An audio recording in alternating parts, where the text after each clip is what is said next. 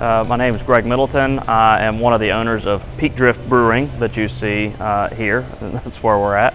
I also own several other businesses downtown, mostly commercial real estate. There's a few businesses inside those. A lot of people think that I'm associated with the restaurants directly, but I'm not. I'm actually just more in the real estate sector. This is one of my first big operational projects that I've done. So Drift Brewing is a 25,000 barrel capacity brew house. It's 80,000 square feet. It'll be a $35 million total investment. And it has talk about smaller stuff, it has 5,000 square foot kitchen. There's actually 2 kitchens inside the kitchen.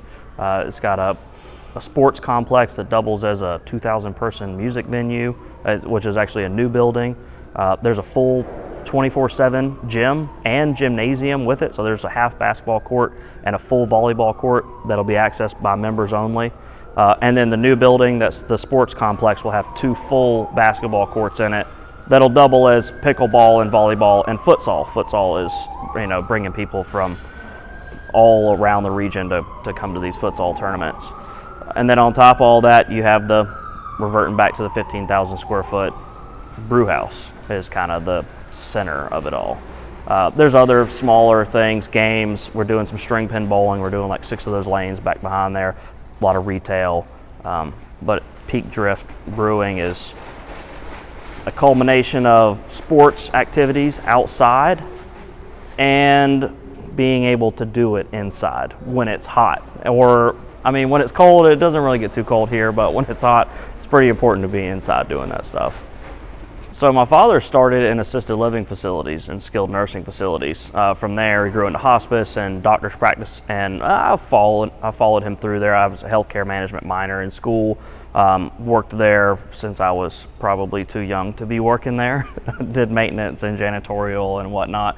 But one of the best things that he probably did for me, other than making me work when I was in school, was getting into the vending machine business, starting small and doing those little ventures. But it really did teach me how to use QuickBooks. I was using QuickBooks when I was 12 years old. It really did show me, like, this is how you talk to somebody when you want to put a vending machine somewhere. This is how you eventually pass that business off, your first exit out of a business after a few years. That first piece of it was so important to who I am and my sister is today. My sister started doing the vending machines and the ATMs and whatnot just probably a year after I did, and we started doing the business together. So we've been working. My sister's the other owner of Drift Brewing, and she and I have worked together since then. For 15 years we've been running businesses. For me, the key to success, in one word, if you have to do one word, is mentorship.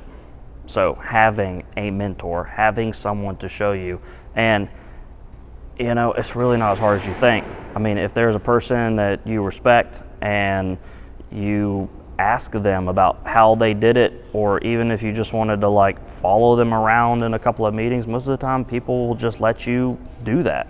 But having a mentor, not an employer, but having a mentor, I think has been most helpful to me. Now, for me, it was a bit easier because it was my father who mentored me into the vision of being an entrepreneur, what it means to develop a building, fill it with a business, be profitable.